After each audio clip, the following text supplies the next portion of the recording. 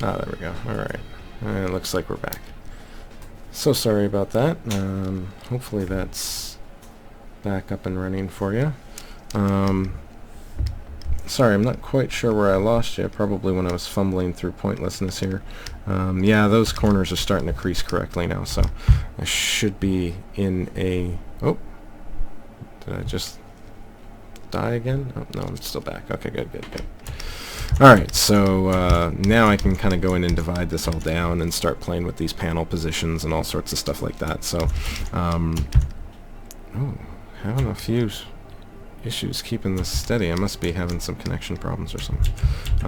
This looks like it got subdivided somewhere along the way. I'm not sure how that happened. Oh, there we go. Alright. So, once you've got all these panels laid out, right, you get this opportunity to use the creasing as a way to bevel things, right? So I can divide the geo up, say 3 or 4 times. All my corners start to hold shape, except for that one that I missed apparently. All my soft edges, you know, stay... Oh, sorry, which step? The crease thing? Sorry, yeah. So let me go back a bit here. Sorry about that. I know there's the Twitch delay on top of all this that I'm sure makes this a little bit more confusing. But let's see if I go back far enough here. They should be clean. So what I'm doing essentially is using the crease polygroup and then the crease with the crease tolerance down to grab corners, because like I said, everything's based on this angle that you set in the crease tolerance. So anything under that angle should get creased. So just by clicking those 2 buttons, I can access the sort of an automated way of creasing everything, and then we can see how that turned out. Let's grow this out again, and you can see it's kind of creased all of those corners. It actually did a better job this time than the last time. Now, if you need to crease by hand, you can use the edge actions in the ZModeler brush. So that's what I've got active right now. I've got it in my list here. So I just kind of hold the spacebar down over a crease, and then hit the crease and then edge options here.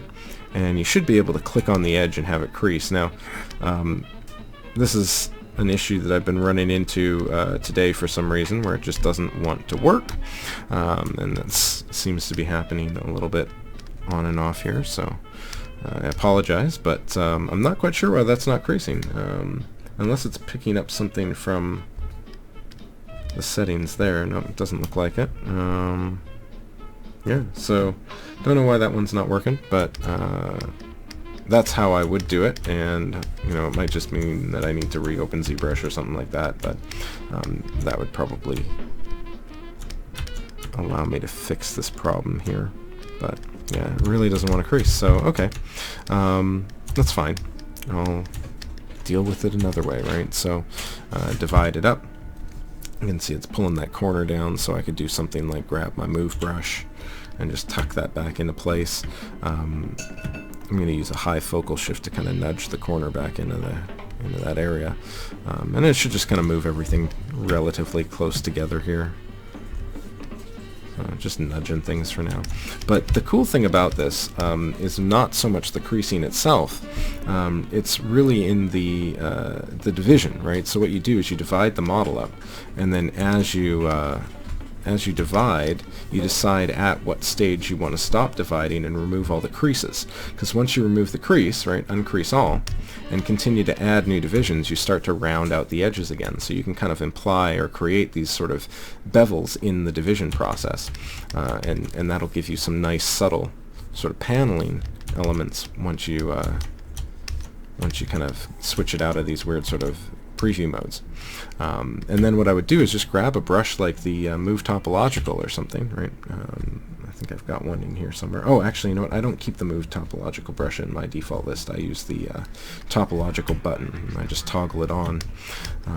So I'll just take that and then just start to pull the individual panels apart and overlap them in the way that I would want them. And actually, this panel should tuck in the other way. So just drag that in, pull out the top panel, and just overlap that over the lower panel.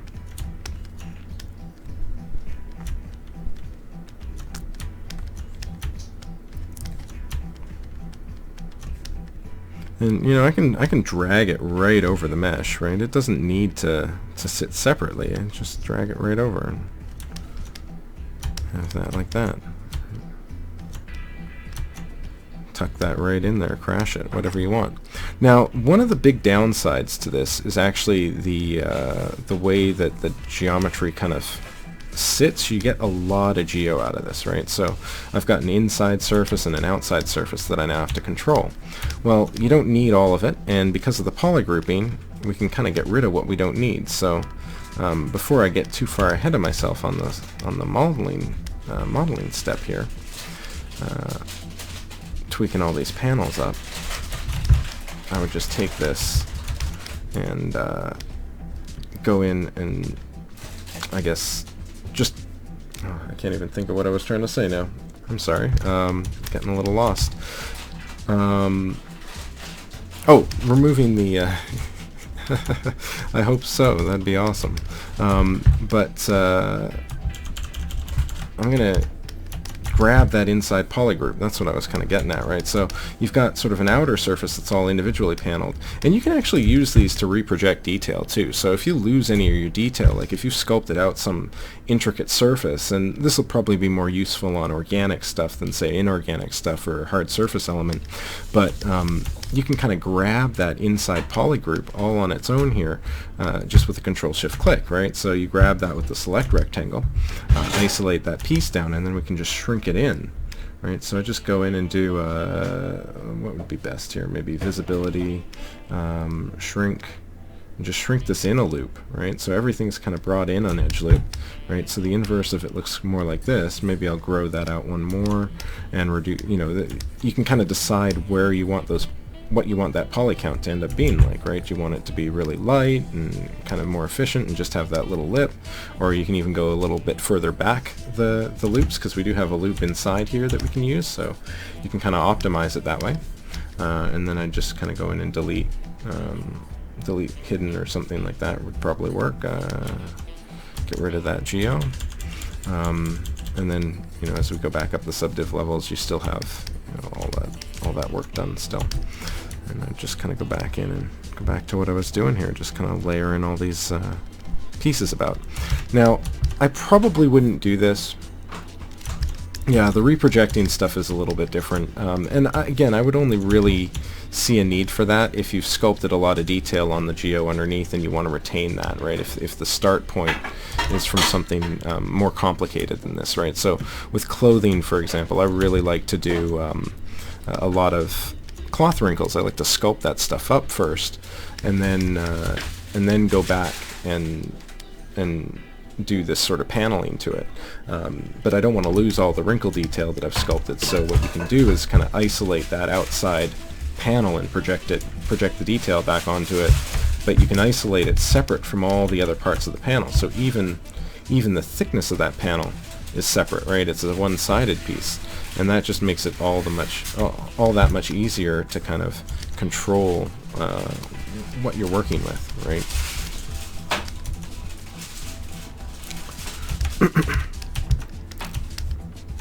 So that's kind of how I would go about building this, and then again, what I would probably do is spend a little bit more time cleaning it and blocking out any major wrinkles and folds first, and stuff like the soft leather part up at the top. But at least for something like this. But in the case of something more hard surface, I might look at it a little differently. Yeah, that's kind of it.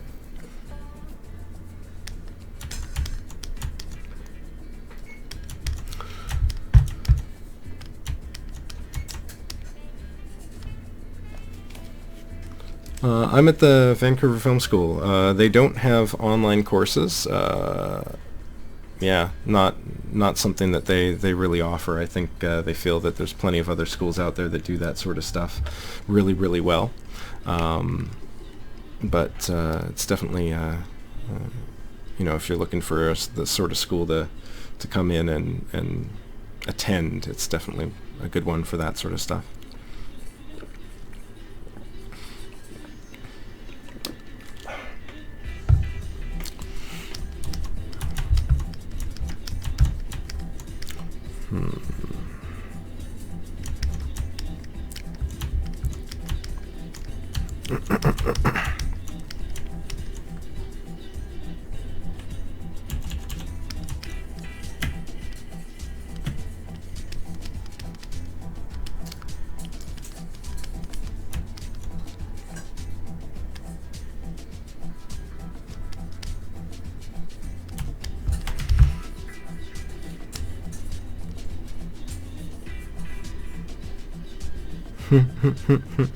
Well, that's great to hear. Thank you so much. I don't plan on doing any of that sort of stuff anytime soon, but perhaps someday. I can say though that I'm going to continue to try and do this, and you know, I'm happy to try and help out from time to time with any sort of questions you might have. But yeah, you're always welcome to sit in on the stream and join me in some sculpting as well, or of course, if you're planning on doing some of this on your own, that's the best way to get into it, right? Just sit down and make stuff.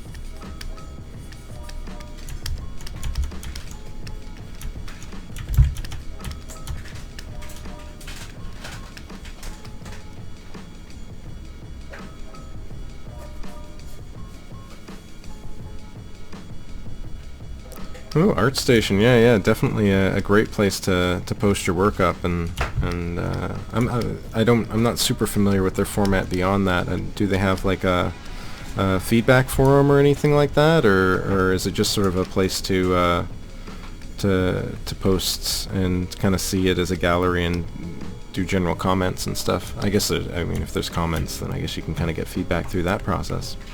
Maybe I just answered my own question.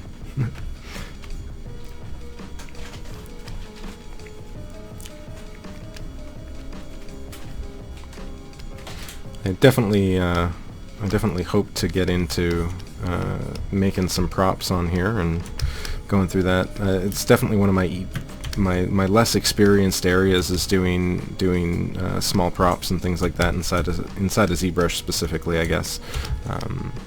So I look forward to kind of actually getting in and refining some of that sort of stuff down.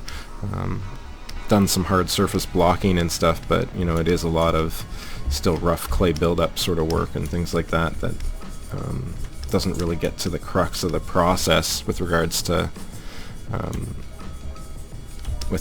doing proper hard surface type stuff and really finishing it to a level that would be usable.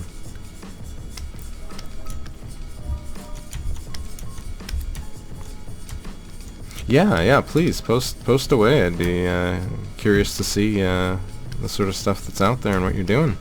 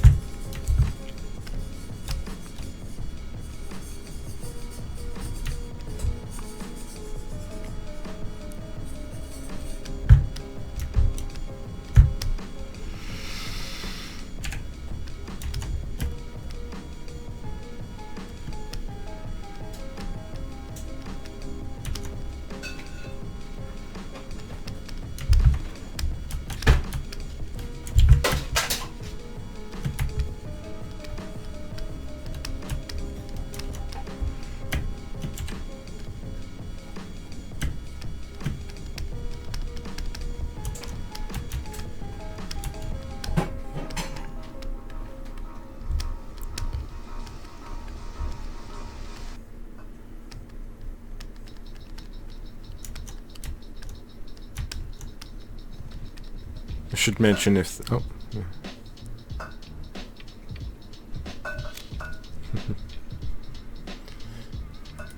You know what though?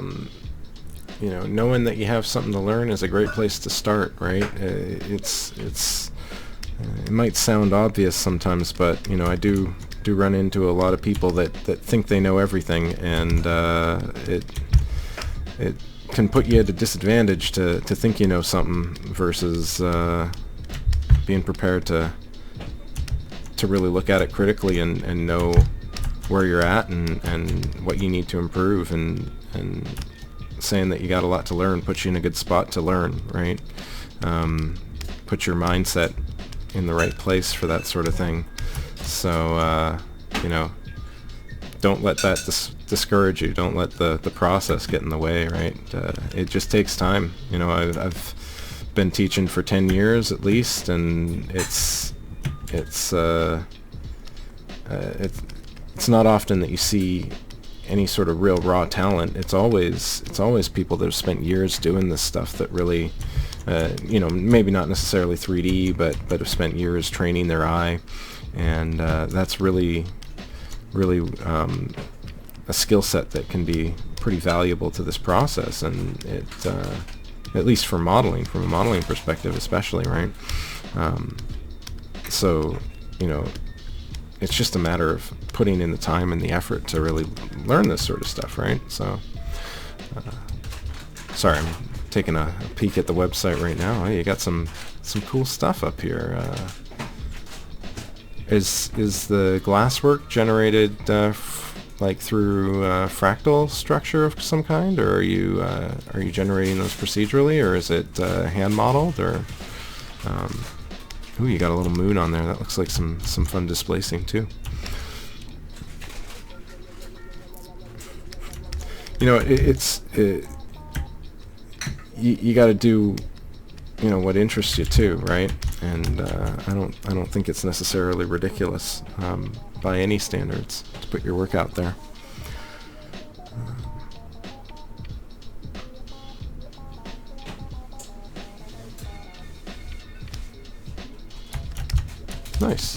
Nice. Oh, so you teach as well. Very cool. Yeah. Learning to learn is if only I could reach them all. if only they could all learn to learn sometimes. But yeah, just sculpting, eh? Cool. Yeah, that's the fun stuff. I know there's a little. Is it still in Modo, or is it? Because there are sculpting tools in Modo, right? There's some sculpting stuff there, right?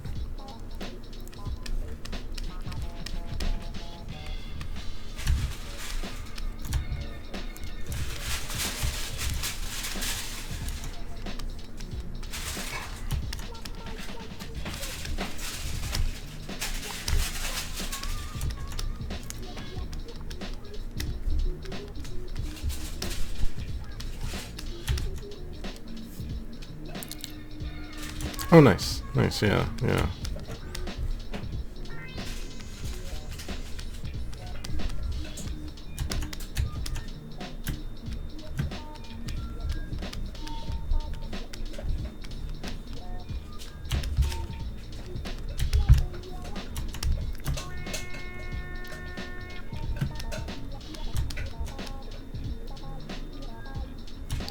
Yeah, Modo is definitely a deep one.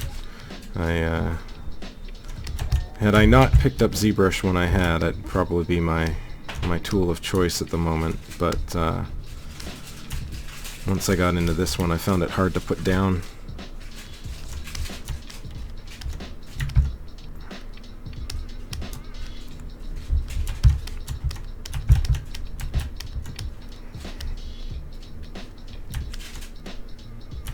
Yeah, blocking basic forms is definitely a good way to start things out. You know, ZBrush can be pretty overwhelming. Adding things like trying to block out basic stuff, you know, building stuff up with even just with tools like Dynamesh can be a little confusing at the very least. You know, let alone all the weird little things that you have to kind of keep in mind about it, right? They all have their little quirks. So yeah, no, blocking in Modo is a great place to block stuff out, right? And I would definitely say that, you know, there's a lot that you can do even just going back and forth between ZBrush and another 3D tool. I mean, that's kind of the way it started out, right? A lot of the stuff that was done pre the Dynamesh era, all was done through a process of importing and moving stuff over back and forth.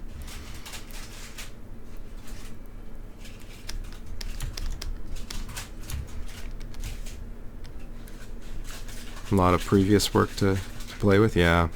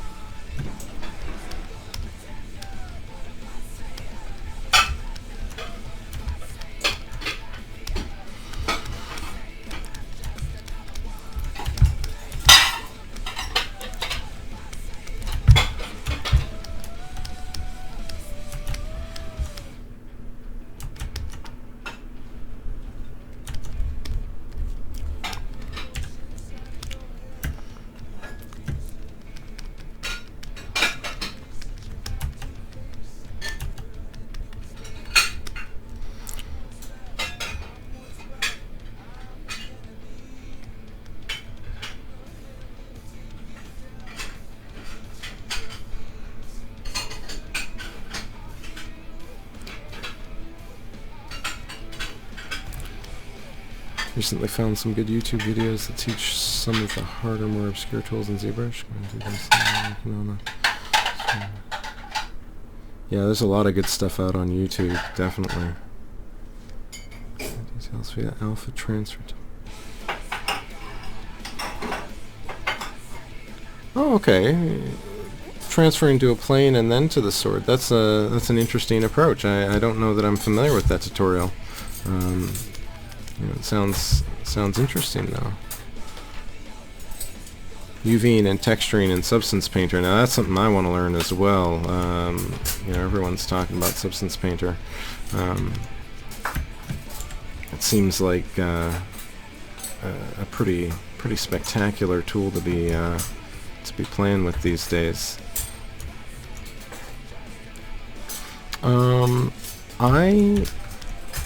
I learned anatomy partly through my own training. You know, I as an artist, you know, I went through high school and university level art and stuff like that. So you pick up some stuff doing that sort of work on a regular basis.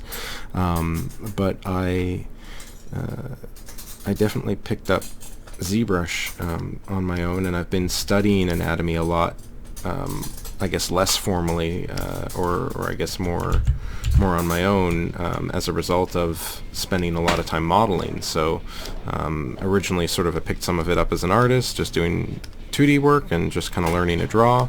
I got really into comic books, but a lot of my better, my anatomy has definitely gotten a lot better since I started doing a lot more ZBrush sculpting and things like that, right? Like it was an active process I had to go through to learn it, though.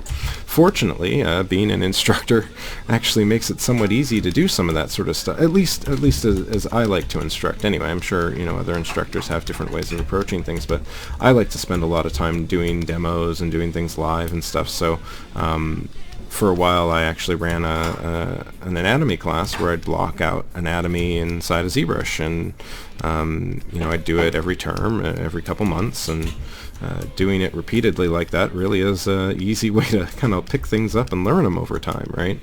So at first I followed a book pretty closely and walked students through that process while I did it, and then as I got more comfortable with it, it was more me explaining things and using the book more as an example as I demoed it myself, and eventually things get kind of locked into your head better and better. I still struggle a lot with names, and I'd still like to do more of it, to be honest. I think my anatomy is decent, but not to the level of artists like Ryan Kingsland or any of the other big names out there, like Scott Spencer, and I'm sure there's plenty of others out there that I can think that I can't think of right now.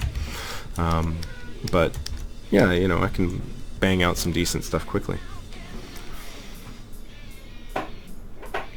Yeah, Painter is crazy. I'm really looking forward to trying that one out. We just started working more in Mari at my school, so I'm trying to pick that one up as well, because right now it's kind of a weird mix of sort of bits of Mudbox and Photoshop kind of mixed together to do a lot of the texturing, and Mari and Substance have been on our list for a little while.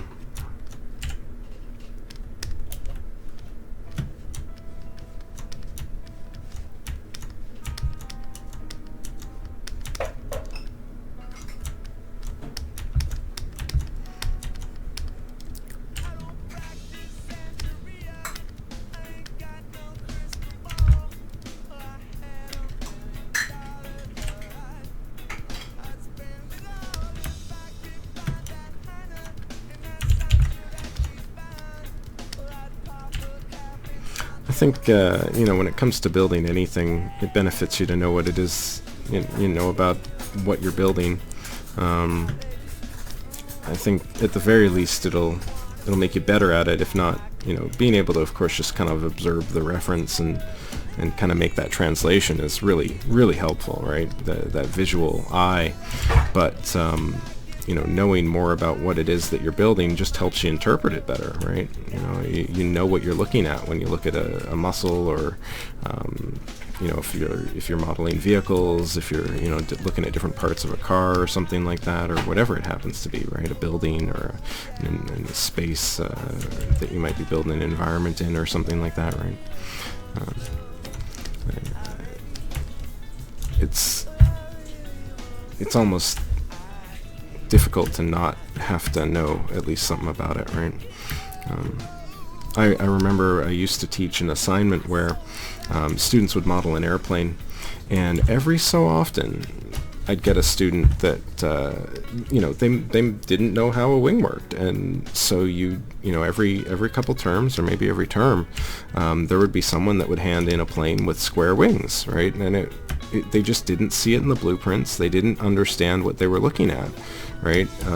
They didn't realize that you can't, planes can't fly with square wings. It's the wing shape that makes it work, right? So it's if you don't know that, though, how do you interpret it? How do you read that piece of paper that has some obscure little line on it and try and make that into something, right? So, I wouldn't say that it's essential in all cases to know everything, but, obviously it's going to help you a lot. And, Ryan Kingsland was great for kind of talking about that sort of stuff with regards to anatomy, especially. Really kind of got me into learning more and more of the actual naming and the sort of labeling process behind anatomy that helps you kind of identify what you're looking at and block the structure out that much better. Like I said, I'm still not there yet. I'm still practicing, still working on it, but you know, each model gets a little faster, a little easier, or a little bit better, and just keep doing them.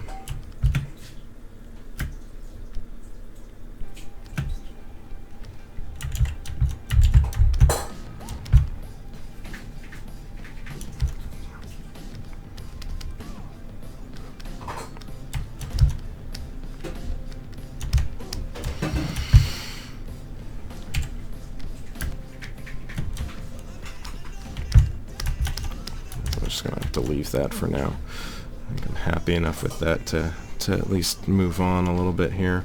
Get that coat back up. Ooh, that is not gonna fit, is it? So this is kind of why I was doing this, is to make sure that I can kind of fit all the design elements together here. Ooh, how do I want to tackle that problem? Maybe I'll trim some angles off and then shove it inside the coat. Oh yeah, that tutorial.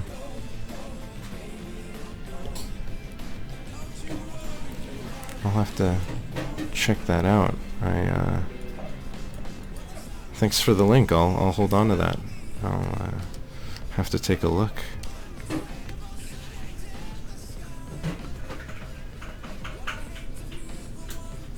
Oh wait, yeah. Oh, it's doing the alpha on the plane. Oh, interesting.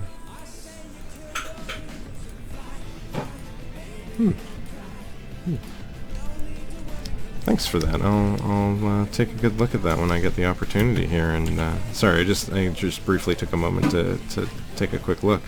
It already looks like something I want to take more time to sit through and really explore. There's so much good stuff out there too, right? Like you know, so much of what I've learned is just by watching that sort of stuff online. There's so many little tips and tricks, different techniques.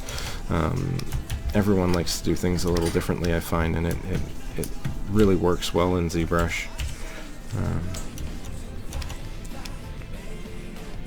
I don't want to use that. Where's my trim? Trim.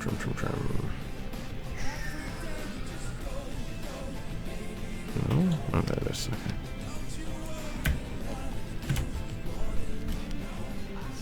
That's what I want to do.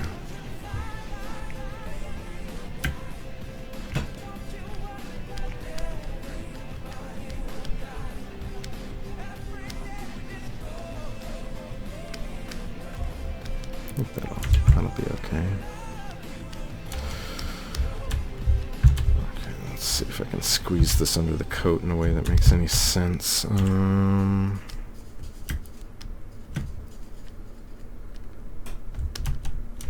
want to distort the proportions too much.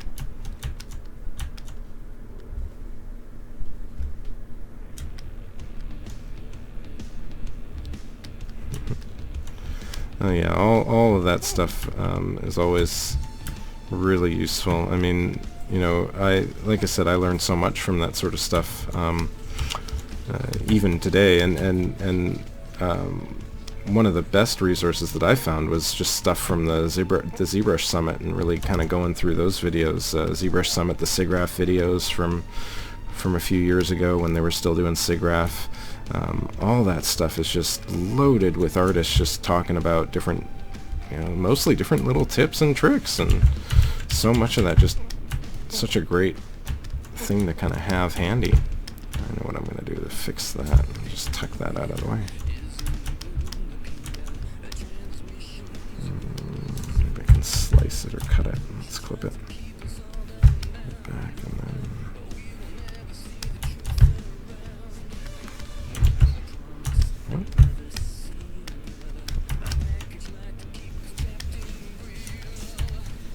Well, it's sort of meant to be visible, right? It's I guess it's a concealed gun holster of some kind, but I'll show it, you know, at some level on the model, whether it's in some sort of turntable context or whether it's in, you know, for if I was making it for a film or what have you, right? But I like to kind of block it out, even just so that I can have that volume in place. But yeah, it's supposed to be a concealed weapon. And that looks ridiculous. I gotta fix that. Let's see. Don't want to lose that line. That just means this is gonna have to be smaller.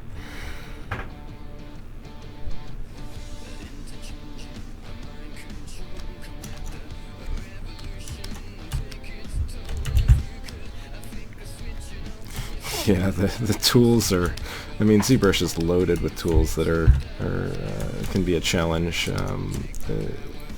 I find, you know, the trick that I kind of use, or the approach that I use to kind of go through it, is to just pick small little things to do that approach different aspects of the tools, right? You know, but that's essentially what it sounds like you're talking about, right? Going through and learning each of the different tools and dealing with the small challenges. So it sounds like you got a good approach. Yeah, this is really, I think I'm gonna have to clip this all the way back. You know, if I do it like this, maybe like that, I think that'll be okay.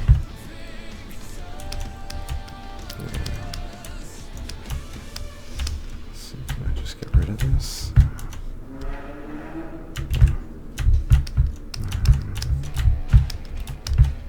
Let's do it this way.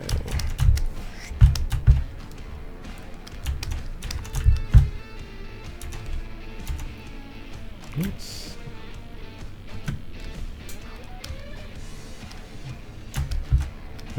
Stupid trim curve.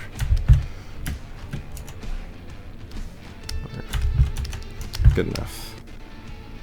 How does ZBrush handle in a scale in a precise way?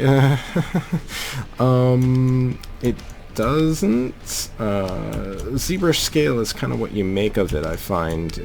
There are some tools out there that kind of can make life a little easier, but you know, I find that you may it might be easiest to kind of find yourself resorting to sort of traditional old school scale measurements where you block out an object that's supposed to define a certain scale and then you know, build everything around that, right, and just use that as a reference point. But a specific scale, I haven't found much that really lends itself to defining a really good control over a scale in ZBrush. It's a question that comes up a fair bit with my students as well, and it's just I don't know of a good answer. As far as I understand, ZBrush is really more of an artist's tool in the sense where you don't really have, I guess artist's tool isn't the best way to phrase it. It's more about being expressive or being quick to block things in a rougher sense versus having precision control over specific types of things. And in that sense, the scale aspect is a big issue, or can be a big issue. But yeah, you know, you kind of use the old school tricks, or the classical sort of tricks to measure things out, and one would be to kind of define the grid as something, right? There's a lot of controls for things like the grid that people don't always look at, and you can kind of gain a bit more control by keeping the grid, you know, the ground planes and stuff like that measured out in certain ways. There's a lot of control in sections like the I think the draw menu has all of your grid size and tile options and stuff, so you could use that as a way to control the measuring process a little bit more. And I think there's a way to use the transpose line as another sort of measuring style tool as well, but I'm not super familiar with that myself.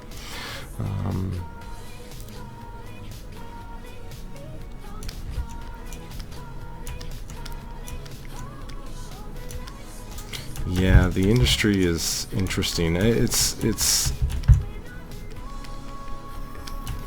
Yeah, it's definitely a cool one.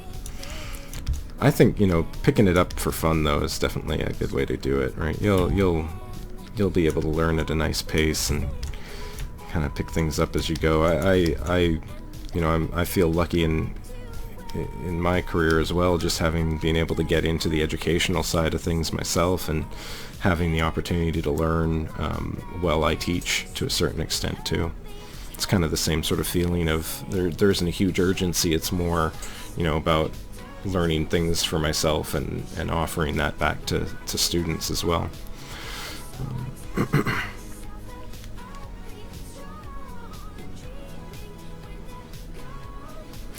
Yeah, it's ZBrush is going to be good at some things and not others, right? I think there's a reason why tools like CAD are the way to do that sort of stuff. You know, if I'm designing and I want the freedom to kind of manipulate things to my every whim, you know, ZBrush might be a faster way to do stuff like that. But if I want to control what I'm building, you know, I'd be hard-pressed to say that there's a lot of features in ZBrush that make that an easy thing to do.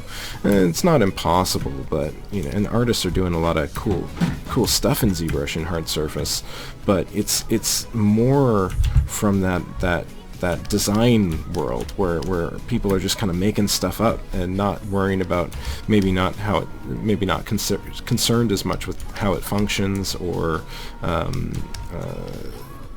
making it perfect in a certain way, right? It's more about using the tools to kind of express the shapes that they want, and to that end ZBrush works well. But, you know, I say the same thing to students that would want to build like a car or something.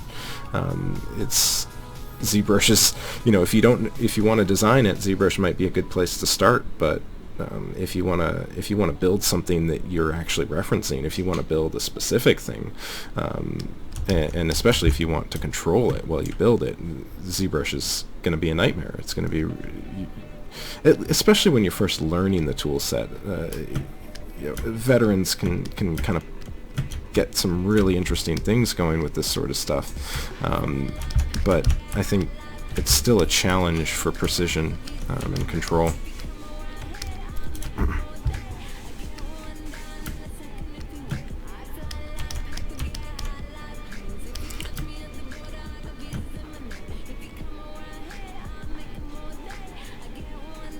Oh yeah, no, you wouldn't. I wouldn't want to. I mean, ZBrush is even all poly based. I mean, I wouldn't want to.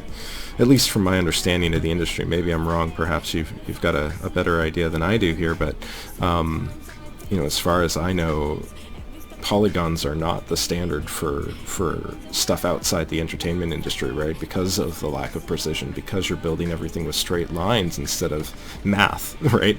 I mean, it's math, but it's not the same type of math, right? And I think that that has a pretty big effect. I don't share my layout, or at least I haven't thought to. It certainly doesn't mean that I'm not willing to. But I should mention that, you know, a lot of my layout is just a sort of personal choice through learning how the layout tools in ZBrush work and kind of getting what I want out of it. Yeah, NURBS and solid modeling, yeah, totally.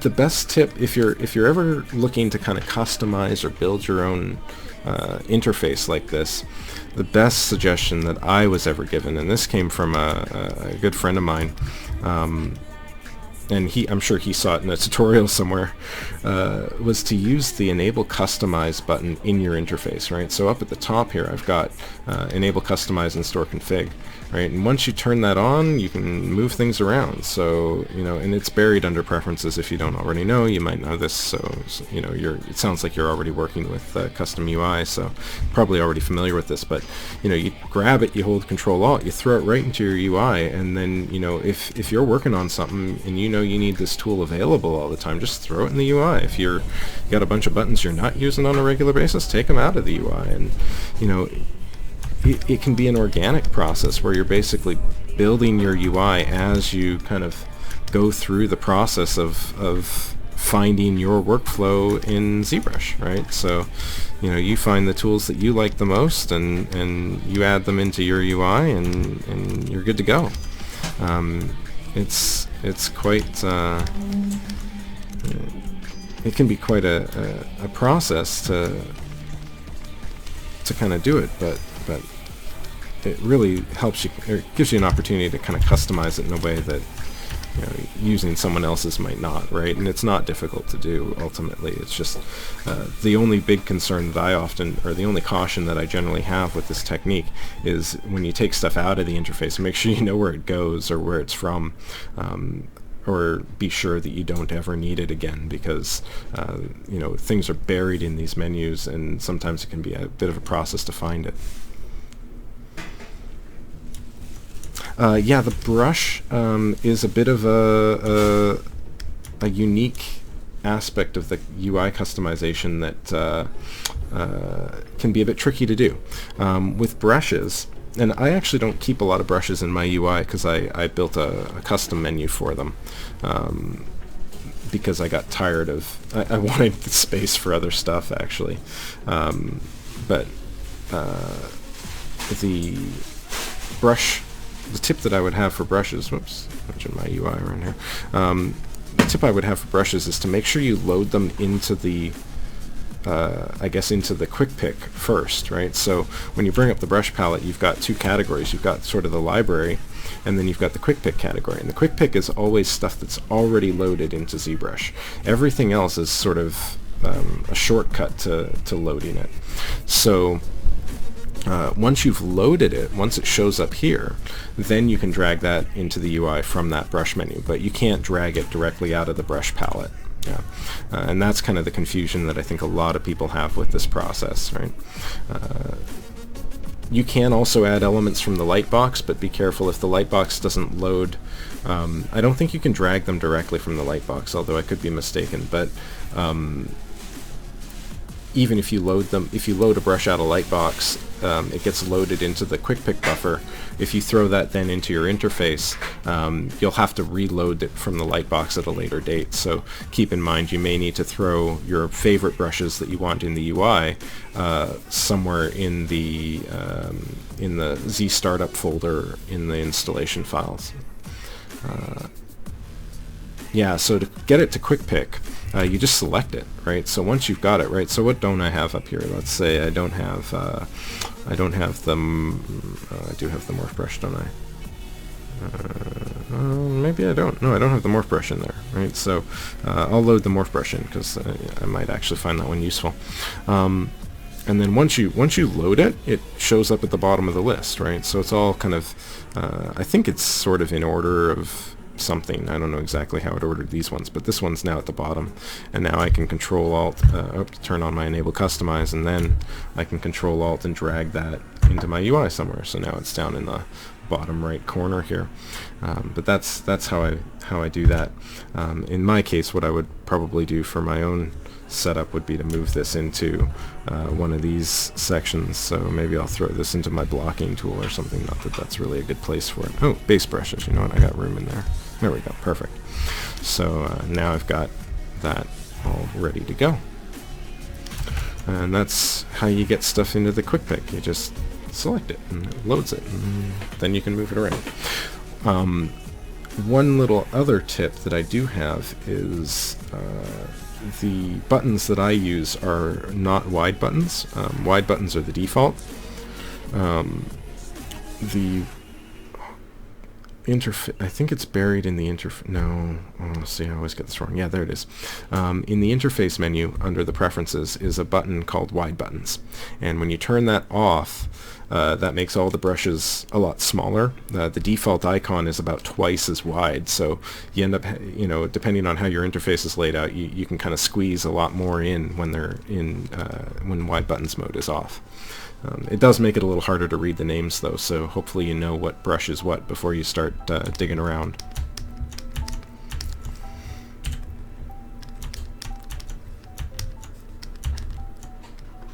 Yeah, no problem. I hope that helps a little bit and get some helps you get some more out of these tools.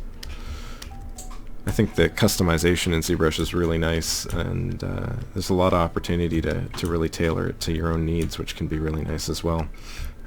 But I might make mine available online if there's interest. I don't see why not. Maybe I'll upload it and throw it into the description somewhere down there later this week or this weekend if I have the chance.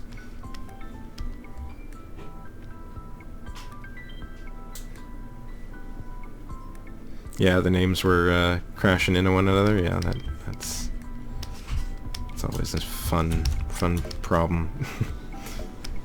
How was I gonna do this? I think.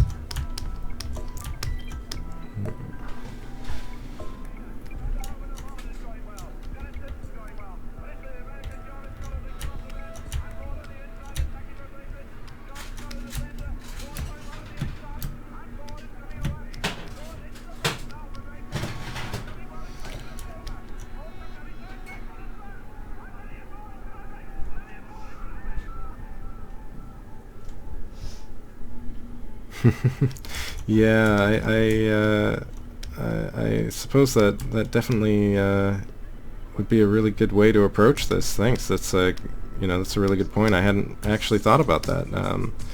I guess I underestimate my teaching experience. Kind of keeps me a little bit more in a better position to kind of explain basics as I go, which is definitely something that I hope to take advantage of in order to build a bit of a following here for sure. So it's a great call.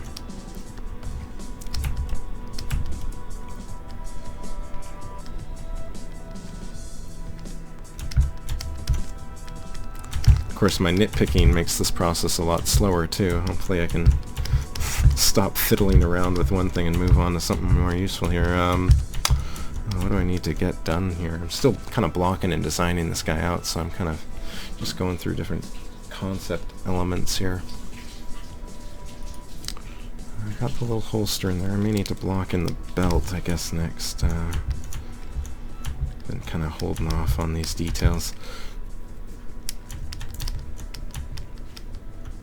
Maybe it's like a watch or something too, maybe. Some sleeves. Okay, well, a few things to take care of anyway.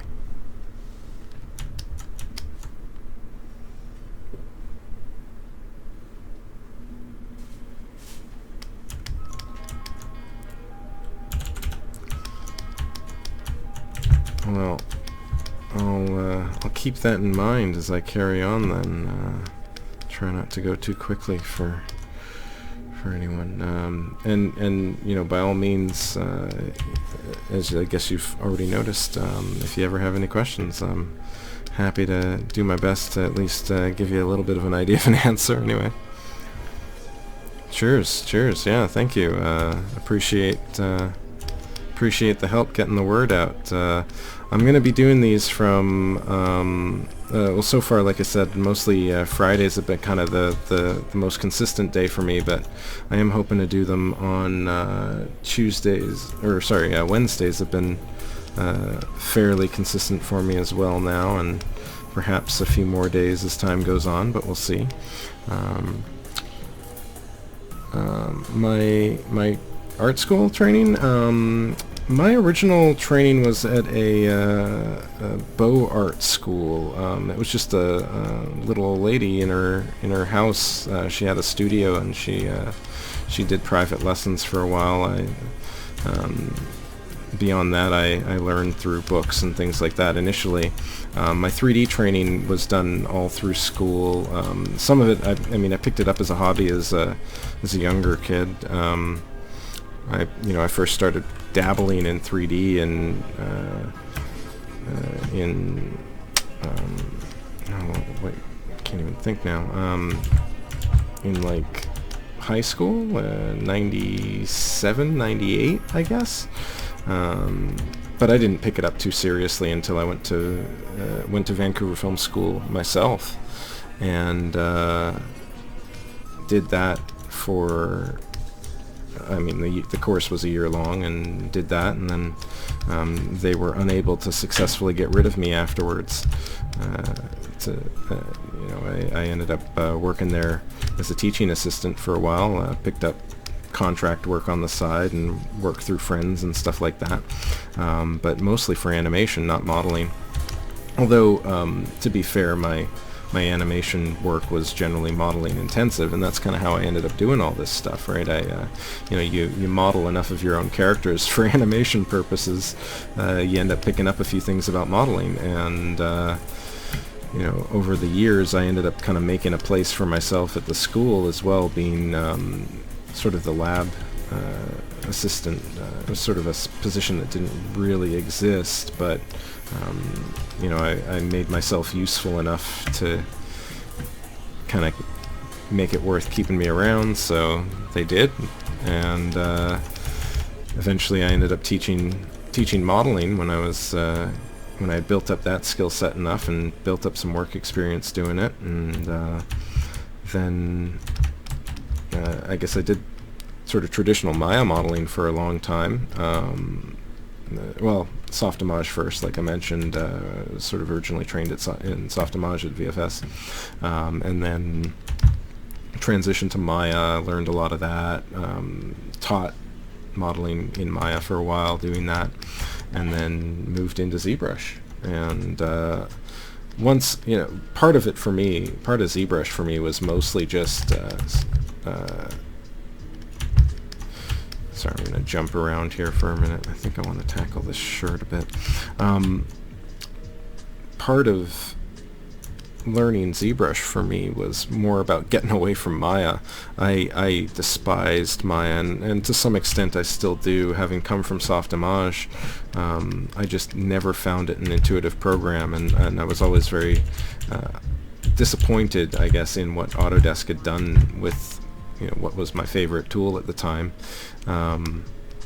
So when ZBrush came along, well, I guess a while into when ZBrush was along, but once I had kind of discovered it, it was sort of a no-brainer for me to move into it and use it a lot for what sort of stuff I like to do, especially, which was sort of organic character stuff with lots of details and all that sort of stuff.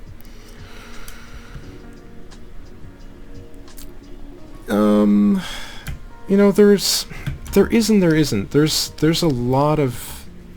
not always a lot of jobs. I'm in Vancouver, and we're kind of in visual effects city central right now. Still a relatively growing industry. Our students regularly get hired, and a lot of, more recently, even, before they've graduated, isn't unheard of. But so business is definitely booming here. Maya is definitely grudgingly tolerated by everyone. Yeah, isn't that? Yeah, that's pretty much the sum of it. But it's definitely a bigger industry here, I think, than in a lot of places, which of course is an advantage for us and our students to some extent, anyway, for those that can work here. but it's not. You still need to have a pretty decent skill set, and I mean the demand is more so in areas outside of Vancouver, I'm sure, but I've yet to see anyone that really does have the skill set to do it well, and I mean to a pretty experienced level at the very, maybe not all of the students coming out would be able to perform at the level that I'm sure they want to going into the industry and all that sort of stuff, but there's definitely room, I guess. There's definitely enough of an industry here, at least, for that. That said, there's a lot of newer industries that take the skill sets that are required, especially by artists that aren't as usually busy, right? So, the character modelers and the environment artists and things like that, especially if you're not in video games, if you're in other fields like television or visual effects production work, a lot of that is shorter contract stuff, or season to season type work, and I think it's possible to get in as an older person. I mean, we have older students that come through the course from time to time as well. But I guess the other thing that I was going to mention was that, like, there's a lot of growing fields that take the same skill set. So the 3D printing industry has a lot of potential to, if you're interested in making maquettes or prints and things like that, or the VR stuff is starting to get big, and that's kind of requiring a whole new set of artists that are kind of looking at things in different ways as well. And there's ups and downs, but I think it's definitely possible to get in.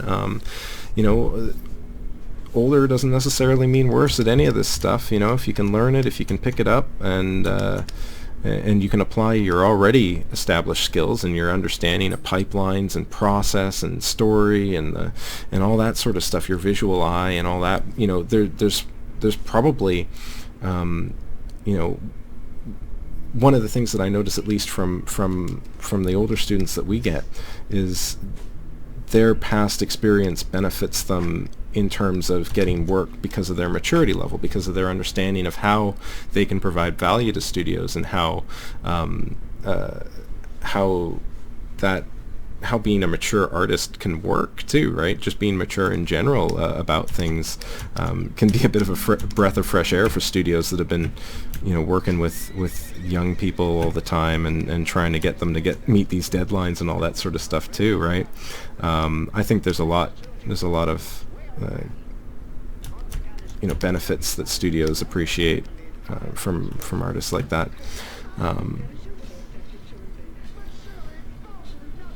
Bored by doing branding? Yeah, it's I'm sure people would get bored of the 3D stuff as well, depending on what you do. So, I can't say that you're necessarily going to escape potential boredom, but it's different.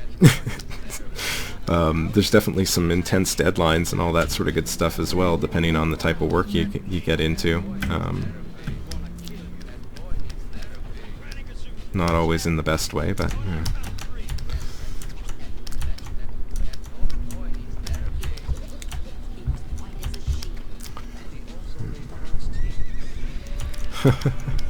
Well, I'm glad I was able to be informative here.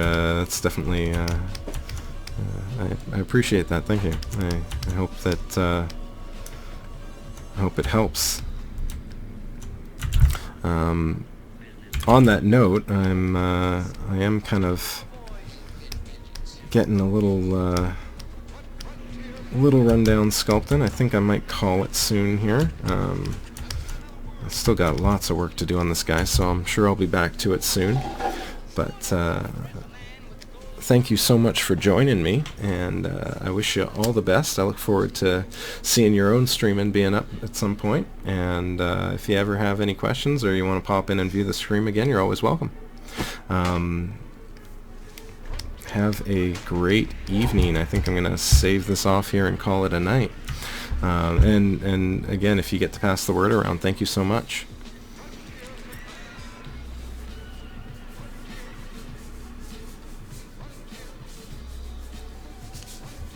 Oh yeah, yeah, yeah. Yeah, it's good to enjoy the work, but yeah, challenges are always fun. Have a great evening.